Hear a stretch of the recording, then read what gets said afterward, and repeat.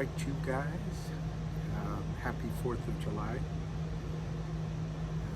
We should all take a minute to be thankful that we live in a country where we can each have our own opinions. We can talk about them without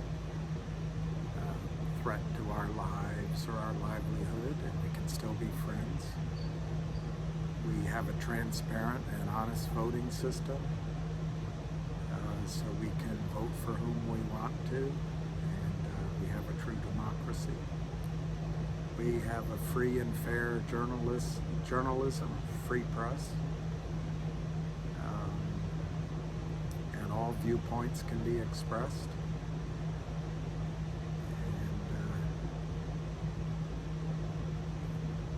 We can live and pursue our own lives without interference from others, unless, of course, we pose a threat of some kind. But we have a right to pursue our happiness and life, and that makes us a unique country. We have individual rights. We don't live for the state. So anyway, happy 4th of July. So my goal today, I'd like to say I missed you, but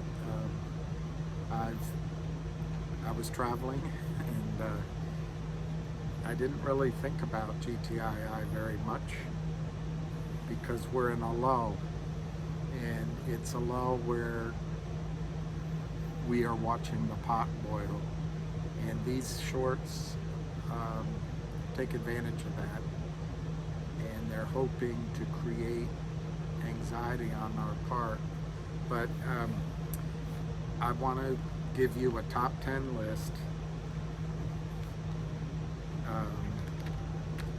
of why I think GTII will short squeeze soon. I've watched some other videos. People always take time to say I've said it, but I don't think I've said it up front before.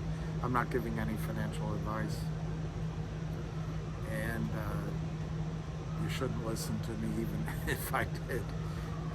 This is just an exercise in, I guess, free speech. All right, so my top 10 reasons why GTII is going to explode to the upside in price, and I'm going to repeat my prediction that I think once the move starts, once it kind of grabs, gets some purchase, and the wheels, get into the gravel, I think we're going to go rapidly to $500 a share, maybe within an hour. And what time frame do I think it could happen? I'm going to say 7-Eleven. There's one person on here will get why I said that, but we really don't know. So it could happen at any time. Okay, so my top 10 reasons.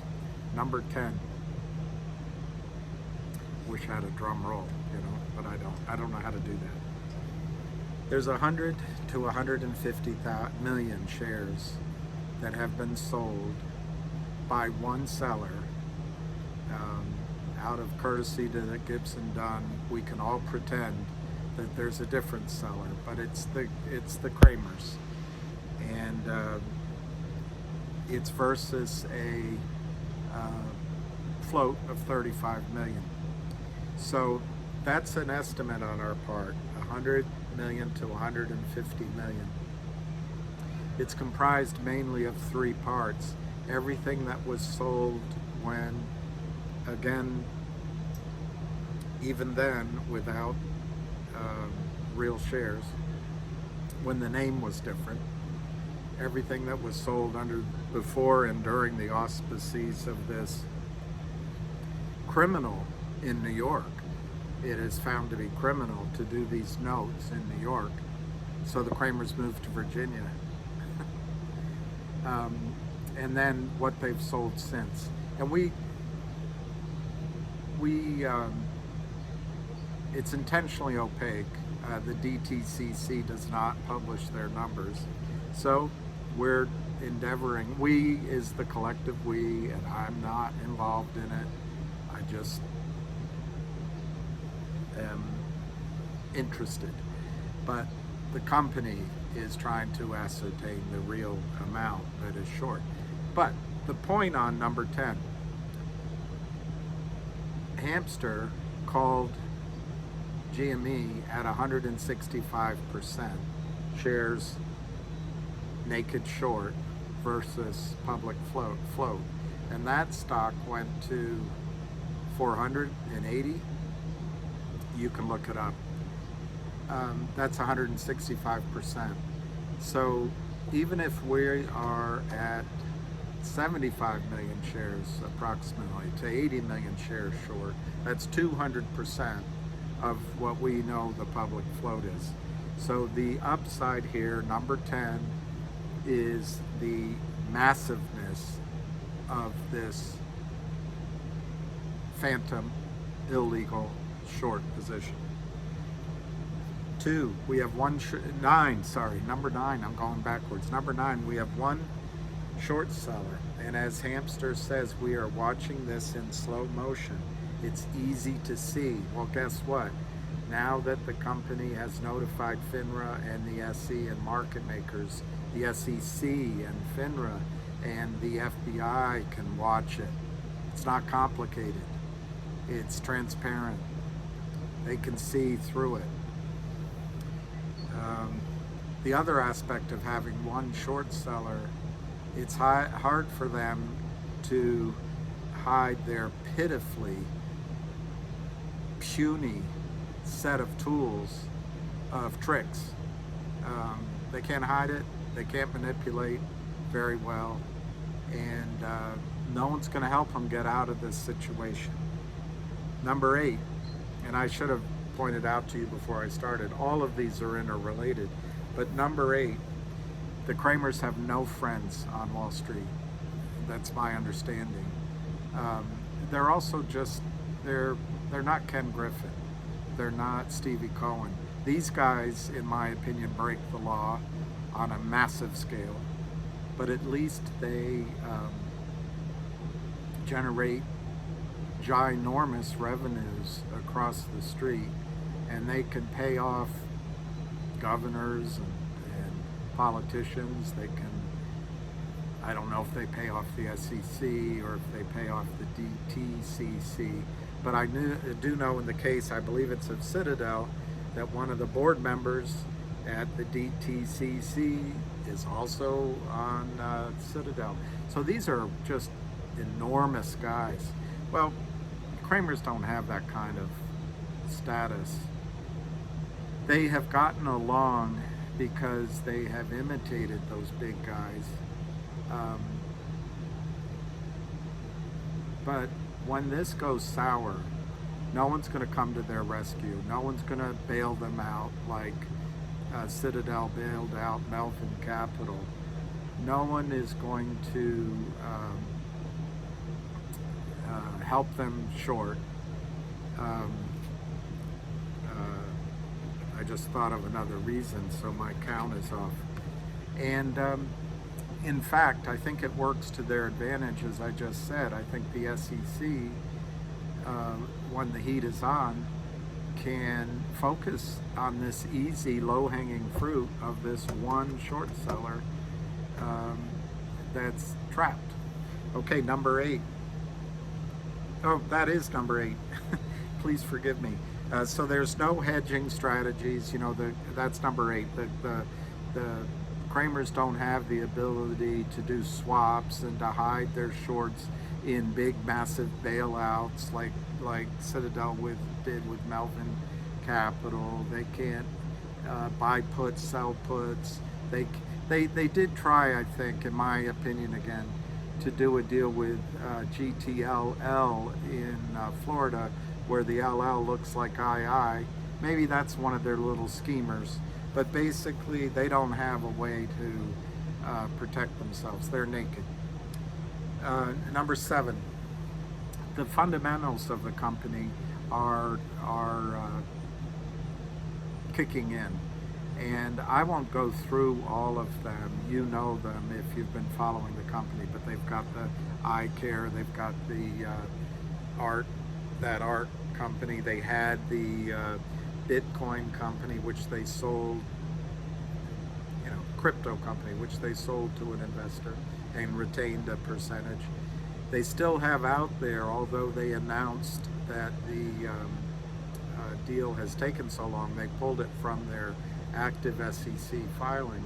It's still out there. This big Chilean mining deal was waiting for a huge bond, and that's still proceeding. I'm not saying it's going to happen, but the big one here is 1-800-Lawyers. Why are we waiting? Have you ever gotten lawyers to do anything quickly? Each lawyer has to point out to each other how smart they are. It takes a while.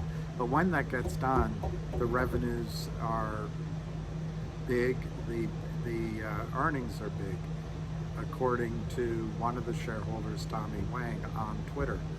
Now, what's important about fundamentals isn't the specifics. What's important is that the Cramer's strategy of driving companies into bankruptcy or forcing them to issue so many new shares that any acquisition a company makes, any strategy they employ, is going to be dilutive because the Cramers have just flooded the market.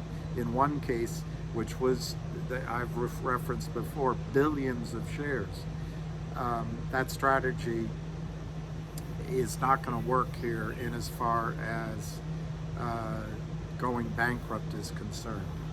Number 6, related to number 7, the company is not issuing new shares. It is true that to acquire 1-800-Lawyers, to my memory, they created 100 million shares to buy revenue, an existing business, and to buy their own law firm, and to buy earnings. But remember the strategy of GTII. It's kind of, it was first presented to me like a roach motel, only you can go into it like a roach, but you come out like a butterfly, I suppose. The point is, it's an incubator. So these companies come in as private companies, and no one's argued that Reichman is not good at what he does. He's very good at reporting and keeping SEC filings current.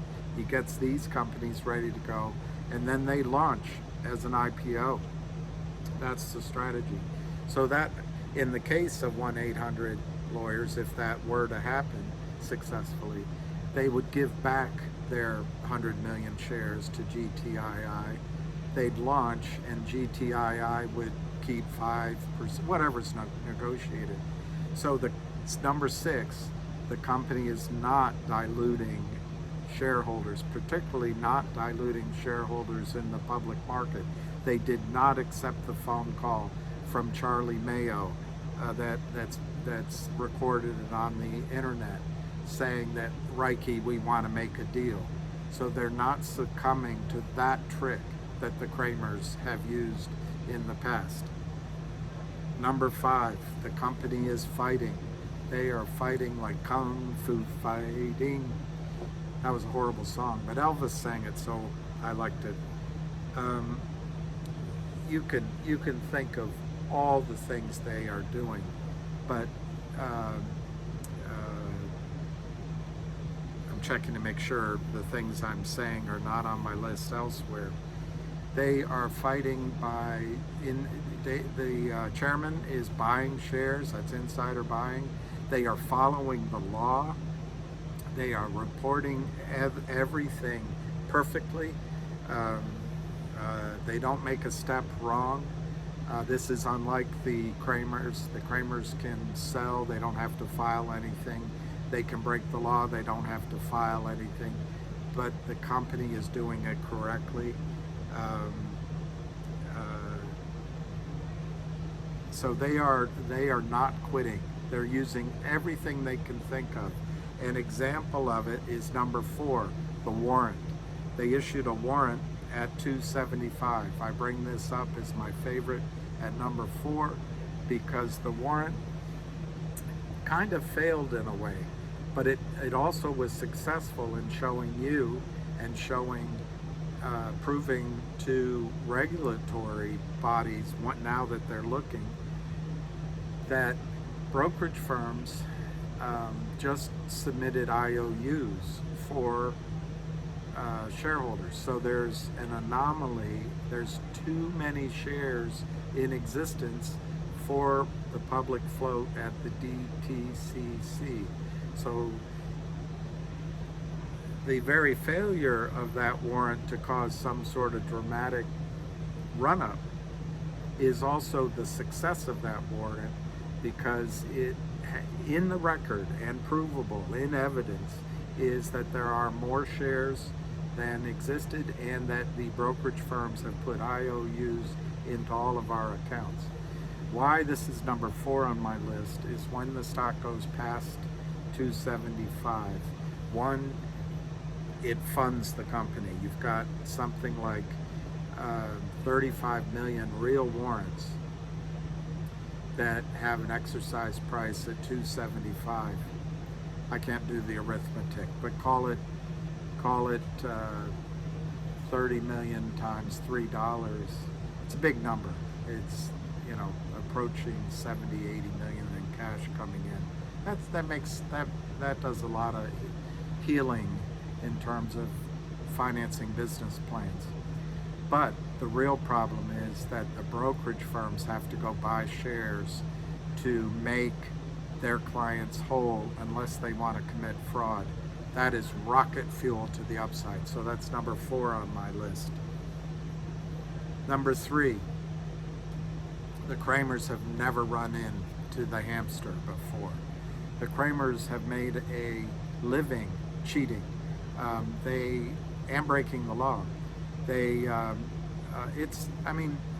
It's like that old joke when the wife comes home to find the husband in bed with another woman. The husband says, "Who are you going to believe? Me or your lying eyes?" Well, just trust your lying eyes. The Kramers do I don't know, 6 of these a year. I can't find evidence that they do 6 of these a year, but they have a minor discount in some cases to the par value. They have 8%, 10% yield, and there doesn't seem to be any commission built into the trade. And the size of these notes are 40,000, 50,000, 70,000. How do they pay their lifestyle?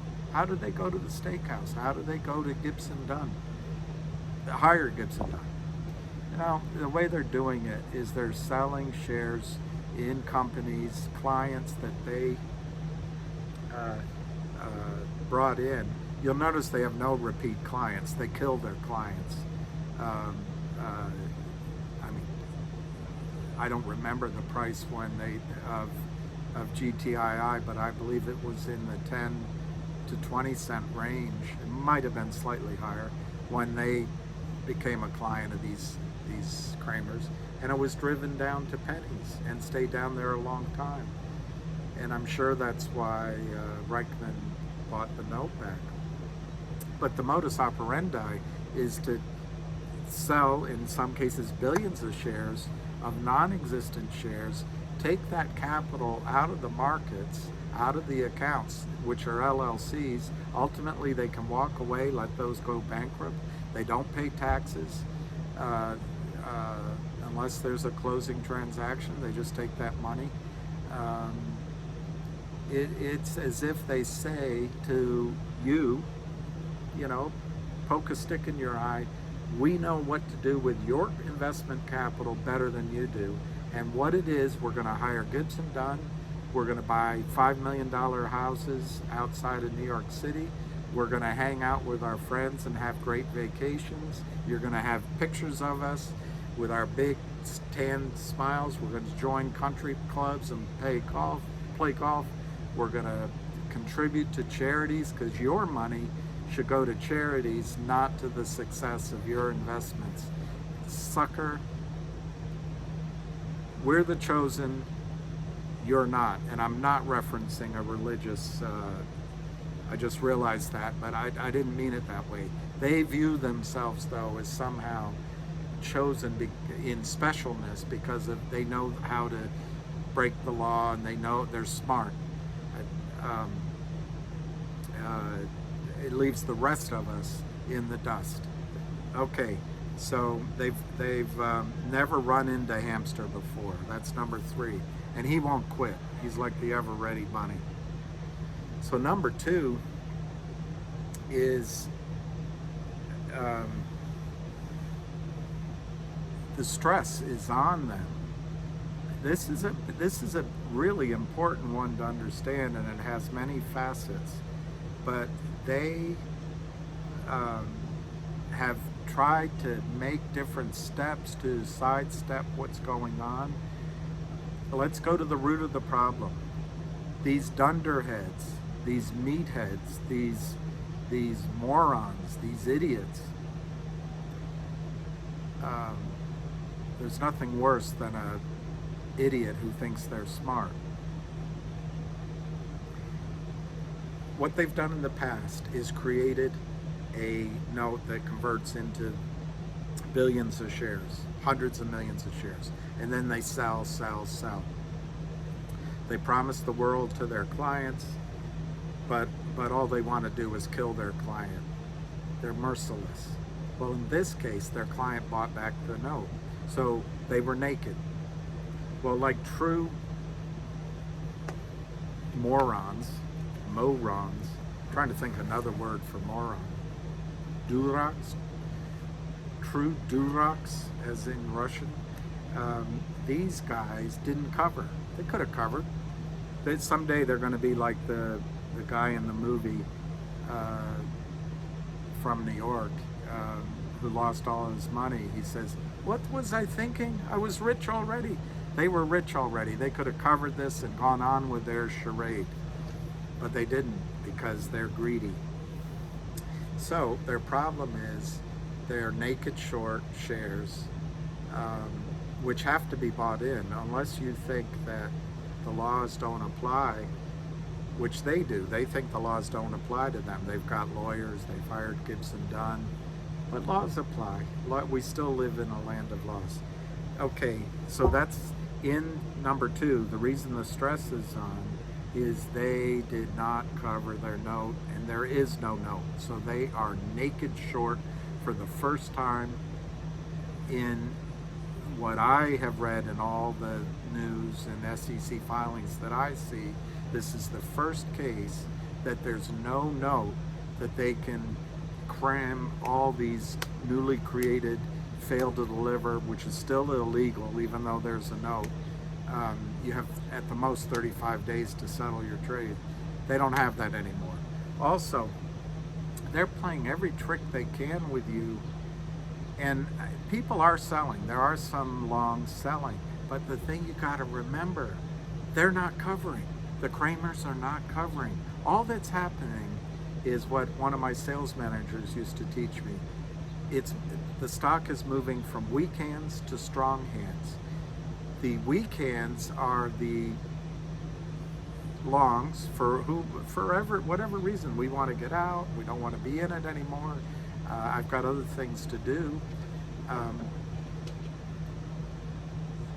They are selling, and at low prices, but the Kramers aren't covering. It's going into strong hands. So the Kramers' situation is not getting better. The stress is still on the Kramers. They have, in essence, an infinite margin call. See, we all still have the choice of holding or selling, even though in our guts we might be going, this isn't going to work, I want to get out. It's our choice. No one is forced selling us. No one is telling us to sell. The Kramers are at the risk of a forced buy-in. And that goes to how I started this. This is my top 10 reasons why the Kramers stop selling and become buyers. That's the definition of a short squeeze. There's also, what's stressing them is liquidity problems. they on their own level, they have to pay Gibson Dunn at probably 3 or 4,000 an hour. But on a macro level, all around them, companies are falling like flies. These tiger funds and etc. down 50-60%. It's going to take liquidity off the table, and these guys are overextended. So who do you think those free credit balances at the prime broker? Which free credit balance is the prime broker going to want to clean up when the prime broker gets in trouble? Are they going to want to clean up Ken Griffin's or Kurt Kramer's?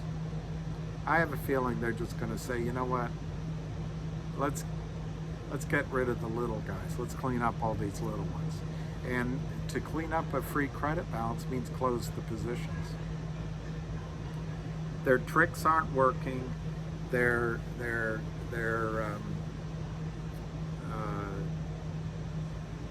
note is gone. Illiquidity is disappearing, and that goes to. I'm going to put in one more. So this is going to be a top 11, because I remembered I didn't include one, which is the real short, the legitimate short. The Kramers have a friend out there. It might be the Kramers through an LLC, but it might be a friend, somebody. It might be part of the Russian mafia. It could be, Leo down the street. It could be one of their long-term business associates has been shorting the stock. It has all the hallmarks that the Kramers have said, you know what, short it, we'll cover you. We'll make sure you're whole. And that's probably what this walk down, which is illegal by market makers, is. Well, I don't notice a large amount of the 900,000 shares that were legitimately shorted, that cost money, that you pay interest on, you maintain a Fed maintenance requirement on. They didn't cover very much, maybe 100,000 of it, so they're still short 800 and something. Well, that legitimate short seller may continue to hold that position, but that's a threat at any time to the Kramers, and maybe this is part of the stress category, but that they've got to be getting phone calls. Hey, when are you going to get me out of this? When are you going to get me out of this? When are you going to get me out? And the Kramers, if they can't keep the stock price down, they've got a massive problem on their hands with that one short seller. Just covering those 800,000 shares could drive the stock to the stratosphere if the Kramers are not simultaneously selling. Okay, now I'm going to come to my number one reason, and I'm sure I forgot something, but my number one reason why this stock is going to enter into short squeeze territory and skyrocket is that the efforts of everyone, the market makers will stop taking the Kramers orders. Why? Because the SEC, FINRA, the Justice Department, and maybe even the New York prosecutor's office have all been alerted. They all know what the Kramers are doing, and reporters are going to be alerted. The count is going to come out at some point, but the count has been large enough now that it's been sent to FINRA. That's in the press release. Not maybe the exact count, but that there's an anomaly. So the regulatory bodies are going to follow the sell tickets. It's not that hard. They exist. Remember, Ken Griffin burned down his, in my opinion, burned down his warehouses. Well, there aren't any warehouses to burn down here. There's just one prime broker who has a computerized record of the orders that the Kramers LLCs and the Kramers friends have entered. So I think it'll be very quick. There's no time frame on, it's like that movie Goodfellas, where, Ray Liotta, He didn't know when the helicopters were going to come or the cops were going to descend. He got away with selling cocaine and with those girls nakedly putting it together. And then he's on his phone and he's cooking his Italian dinner and he's got guests coming over and he's getting paranoid. Well, then they came. But they didn't come the first night, they didn't come the first week. Well, this has been going on a while. The Kramers don't know when the knock's coming on the door. So that's 30 minutes. I'm going to stop there. So my prediction is that on July 11th, the knock is going to come on the door. That's pulled out of the hat. My further prediction is that when it happens, whenever it happens, the stock is going to skyrocket because the Kramers will become buyers, not sellers. And with that, I wish you a happy 4th of July, and enjoy the fireworks. Cheers.